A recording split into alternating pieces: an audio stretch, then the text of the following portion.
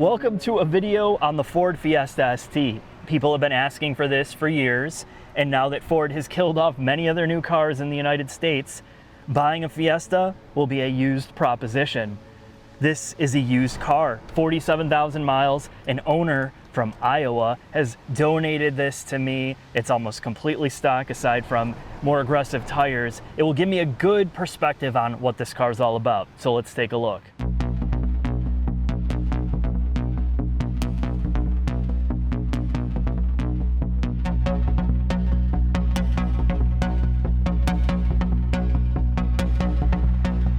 Now, one of the biggest pros of the Fiesta is its level of simplicity, and honestly, it's mostly because of the price point dictates it, but you don't feel like you're driving a straight-up rental car in here. It gives you some of the features that you would want, like heated seats in the winter. You still have a sunroof here. You have a button to control your ambient light color at night, which is a nice touch. You have manual transmission. The parking brake is still manual. It hasn't reverted to an electronic parking brake. So a lot of that is really good. And if you're more driver focused, you're gonna like this. But there is a ton of negative about it. And again, this is a budget car. Now, one area Ford excels at is their exterior design. The Fiesta ST, the Focus ST are great looking hatchback cars, some of the best. And they do it without making it look totally juvenile, but not totally boring either. Now, when you get on the interior space, this is where it all falls apart, because you can tell that Ford either didn't care about interior design, just totally cost cut the hell out of it, or a combination of both. The plastics are horrendous in here. It looks so cheap, but it's the attention to detail that's lacking on the interior. The center stack looks so cheap. All the buttons and knobs are so crappy. But you know what? If I was paying like $22,000 to $24,000 on this, I would complain about it. If I could get this car for $12,000, I would make the excuses, and I'm going to do that, because you're buying this for other reasons than, you know, this interior detail. Now, the next big thing about the ST are these Recaro seats in the front. And you can tell by the side bolsters, they are going to hold you in. You can also tell by the fabric material in the middle, it looks like somebody leaked stool on it. And this is the problem with light colored fabric. You really have to take care of it to keep the stains out of it. I think this is an amazing seat for performance driving. If you're gonna do parking lot racing, it really holds you in. It matches the characteristics of this car. But the negative part, much like the Focus ST and the RS, they're on such an incline, and the adjustability is so bad that you have to sit in this seat to decide whether you want to, if you can even deal with it. I think driving it and getting used to it, I really appreciate them. Now, the other thing to talk about is infotainment. And if you buy this used and you're stuck with a Microsoft Sync, I'm sorry for you. It's slow, it's laggy, it's annoying to use. But you know, it's one of those you're just gonna pair up your phone and kind of just turn the screen off and never look at it. The sound system is surprisingly good in here. It's just really kind of reflective of what the price point is. The biggest pros are its practicality. The back seats are decent. You have a hatch in the rear. You can fit a ton of stuff in there with the seats down. And I think this is where this car kind of has a split personality. You can pound it around. It performs extremely well. And then you can haul stuff. You can use it like a real car. But that's enough of this. Let's head into the shop with Jack Singapore and take a look at the underbody and then take it for a drive.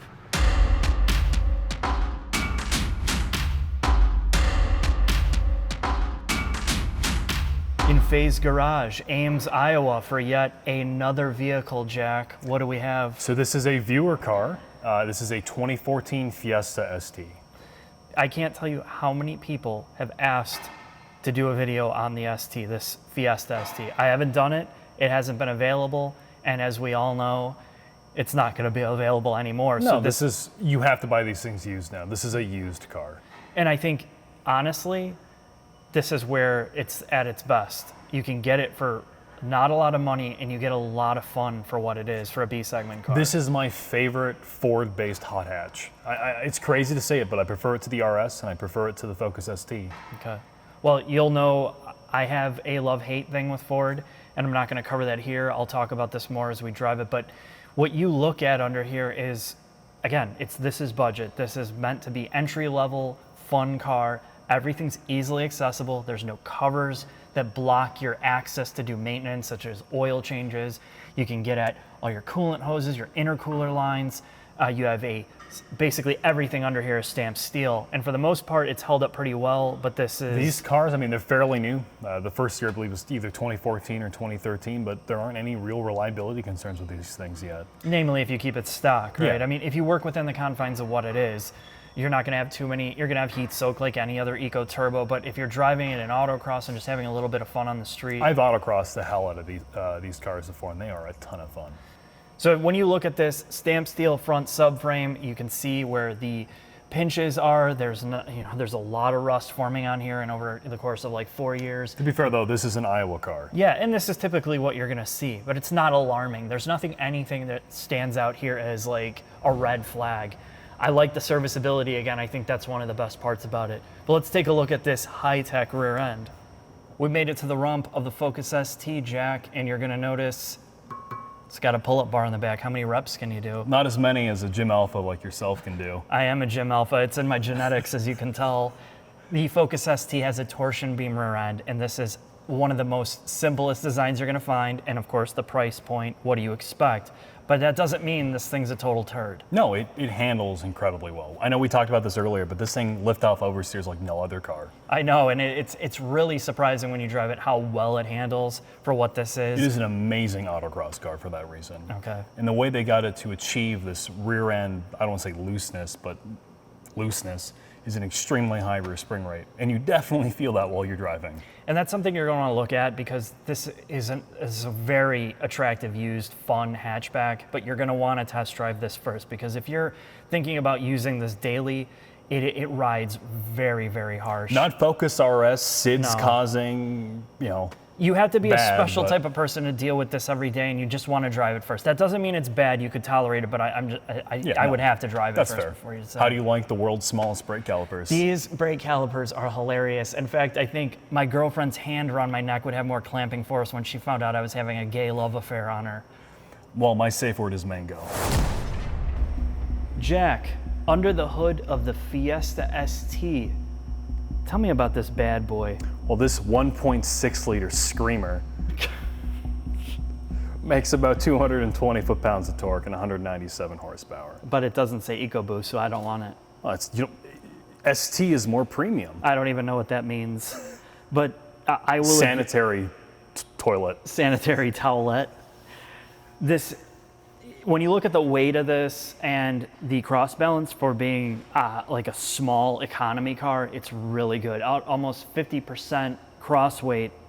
I'm really impressed by not only how quick it is, but how nimble it is on the We road. both own BRZs. They weigh about the same, and this feels way faster. It does feel It way may faster. not actually be faster, but what matters is it feels Right. The pretty way that bloody it makes fast. you feel driving this is something else, and that's why it's so popular.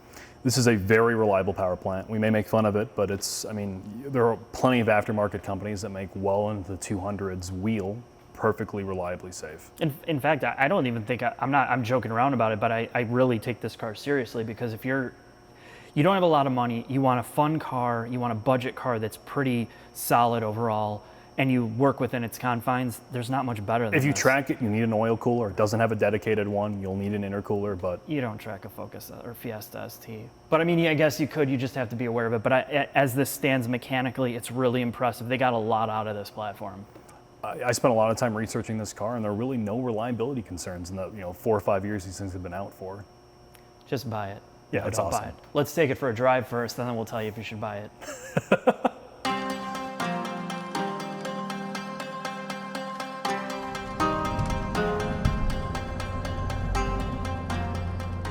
Setting off in the Fiesta ST, the first thing that you notice about this car right off the bat is its steering responsiveness. And yes, this has a little bit more aggressive summer tire on it, and it makes a big difference in terms of firmness and immediate turn-in, but that's something the ST has always been known for. It's one of the quickest and best responding front-wheel drive cars you can get.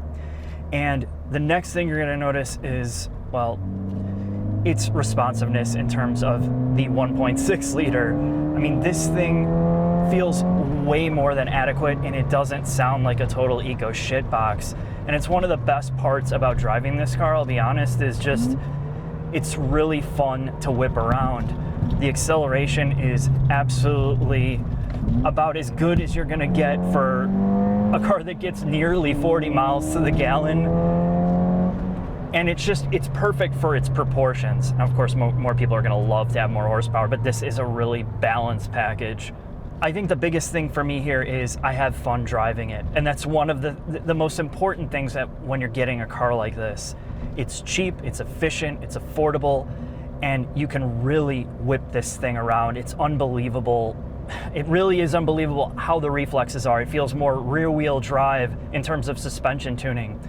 So, like, when you pound this thing through the corners, normally on these cars, you're gonna notice right away that, oh, okay, you're gonna understeer first. This car has almost no sense of understeer at all. It almost favors oversteer when you're pushing it, and that's one of the most rewarding aspects of driving the Fiesta ST. The transmission is surprisingly good. The clutch take-up is really soft, but you know, you can't have everything here, and I think they've figured out a way to understand that not all eco hatches have to be a total bore. They don't have to be over softened, and that's what the Fiesta ST is about. They've sharpened every single response that they could, and some areas they've over sharpened it. And I think my biggest complaint about this car is the way that it rides. When you get this thing on broken pavement, it feels like you're on eBay coilovers on the hardest setting. And I kind of complain about the Focus RS. This isn't as bad, but it's gonna take a test drive or two for you to figure out if you can live with this. You're buying it to have fun. You're buying it for fuel efficiency and some practicality, but it's more skewed on the sport and the fun side of it. If you can live with the suspension being kind of this rough and you can deal with it every day, hats off to you, because I don't think that I could. I think it's just, this is how they're giving you that like quick turn in and super responsive steering and feeling overall, is just by way amping up the suspension. The shocks feel like they're in total rebound mode. I mean, it's so over dampened that I don't know, man. I don't know if I could deal with it, but it is so much fun to drive. And that's the key point of driving the Fiesta ST. The manual transmission, the engine is just really good and adequate in here. It's pretty reliable overall, and it's so much fun to whip this thing around. Now, the other aspect of this car which really surprised me was I thought it had some type of aftermarket brake pads or track pads on it. When you get on the brakes, it is so over boosted. I mean, I literally was 25 to 30% on the brake pedal, and it is like full force stop. I mean, and it gives you that instant feel that this car has sometimes, like, it feels like it's got 20 piston calipers on it, but it's overly sensitive. It is basically an on and off switch, and I know it's mostly electronic in the way that they have the proportioning valve set up, the ABS, it's crazy. And if you like super sensitive, touchy brakes, you're gonna have a big laugh at driving the Fiesta ST. Really, the only other thing that I could talk about with it is, you know, again, the seats are great. I have a hard time heel to toeing this car downshifting, and I think some of its pedal placement. The brake pedal feels really high to me, and the other aspect is the brake pedal, again, is way too sensitive for this car. I almost feel like I need to get air in the system to kind of smooth it out, to be able to do it more smoothly. But again, you know, it's something you adjust to with most manual transmission cars. That's the fun of them. You have to put a little bit of work in to get used to how the car is set up. Overall, this is one of the more fun front-wheel drive cars you're ever going to drive.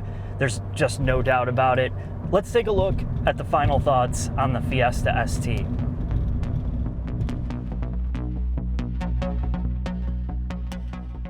Final thoughts on the Fist.